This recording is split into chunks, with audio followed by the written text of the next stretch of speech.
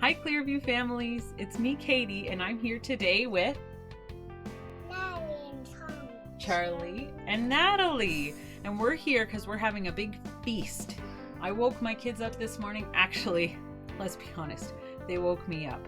But I asked them, guys, what kinds of food would you like to have if you had a feast with Jesus? And you know what they said? What's that? Donuts. Donuts! I guess even though.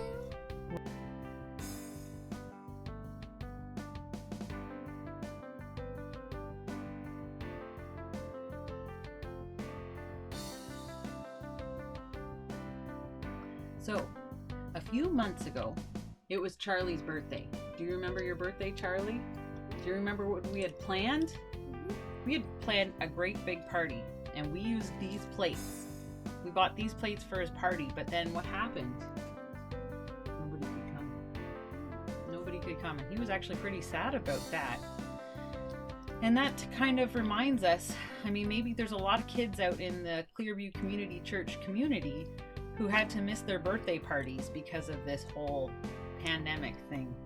But it reminded me of a parable that Jesus told. So if you're reading along, you have to look for Luke 14 verses 16. We're going to read the parable.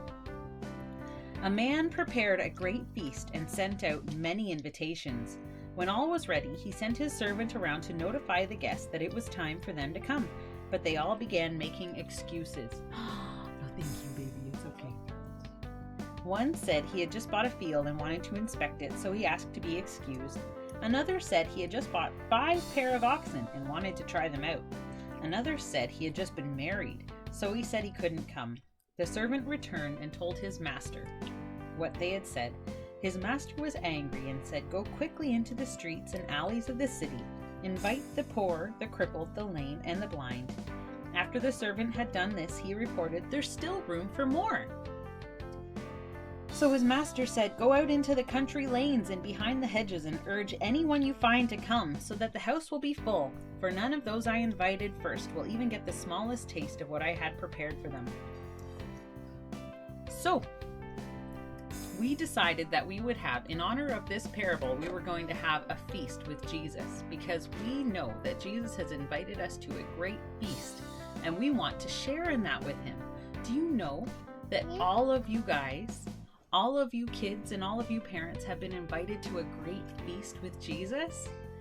Now, this is a pretty good feast because we really like donuts in our house, but this isn't the feast. Jesus has invited you all to a feast to come in and share in the blessing with Jesus. You've all been invited. So when you sit and have your feast, because this is the activity that you can do with your family to talk about Jesus. When you sit and have your feast, talk about the things that Jesus has invited you to.